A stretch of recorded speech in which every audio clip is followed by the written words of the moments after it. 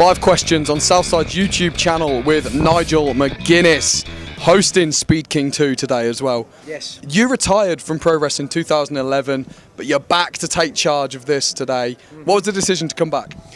A couple of reasons, really. I'm over here doing a screening tour for my documentary, and Ben got in touch. He said this show was going on, and I had a wonderful time when I was last here, and so I wanted to come back and be part of what is a very promising up-and-coming promotion.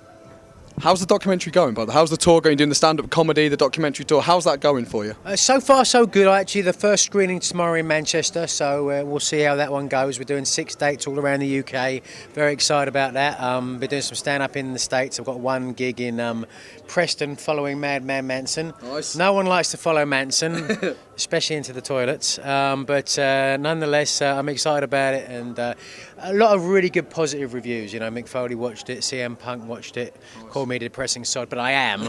But it's still nonetheless an entertaining movie, and hopefully people get a lot out of it. So with the movie now and the retirement, but you're still obviously active in the wrestling community, what's your role in British wrestling now? What is you're like the elder statesman of British wrestling, or a mentor figure? Well, yeah, what are you? I don't really know if I can assign a label to it, really. I'm a little bit of everything, you know. I mean, obviously I'm still going to be based in Los Angeles in America.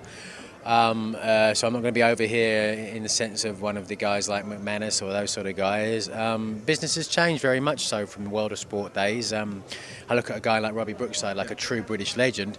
Myself, I'm not sure where I really fit into that category, you know. So I'm just happy to be involved in any way, shape or form. Speaking of legends, and you mentioned himself, Mick McManus, who passed away recently. What are your thoughts on that? A true legend in this business. Yeah, very much so. You know, been around a long time. I remember wrestling for Brian Dixon at the Fairfield Halls in Croydon, and having Mick come backstage and sort of like say hello to all the boys. It was real nice. And it's nice to feel that sense of lineage, you know, knowing the guys that came before us. So it was much the same when I met Brookside for the first time, and Regal and guys like that. It was always an honour to feel even somewhat like you're following in their footsteps.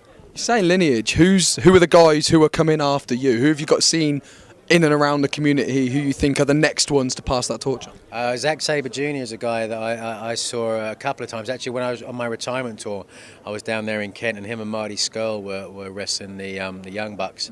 I was blown away, and it's not just them though. You know, Martin Kirby, like so many other guys who are really sort of coming in unto themselves now. You know, there's such a great thriving scene over here, and it's exciting to see. You know, it's really, really. I'm just happy to be a part of it. Like I said, of course. And finally, you do a bit of magic.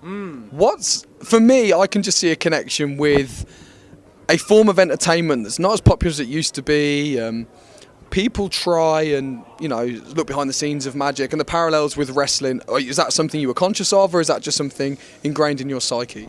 I just sort of came into being. I was always a fan as a kid, and then when I was going to Japan, I sort of, you know, learned a lot of effects because, you know, you're out, people take you out for sponsor dinners and stuff like that, and I wanted to be able to give something back, so I didn't speak the language, you know, so I sort of got into it like that. And you know, you said it's not as popular as it used to be. I feel almost that it is far more popular than it used to be. I just watched Darren Brown, Birmingham, selling out every night for a 5-day run. Fair comment, yeah. You know, I think it's really sort of come into his own because of guys like Darren Brown, Dynamo, and David Blaine, and obviously Chris Angel in the States, making it far more. You know, pop culture is now really, really part of it. It's no longer pulling a rabbit out of a hat. It's sort of, you know, putting a hat on and turning it into something else.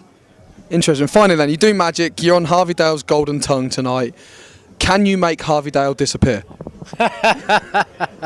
Stay tuned. Please. Face. Yeah, stay tuned. We'll see.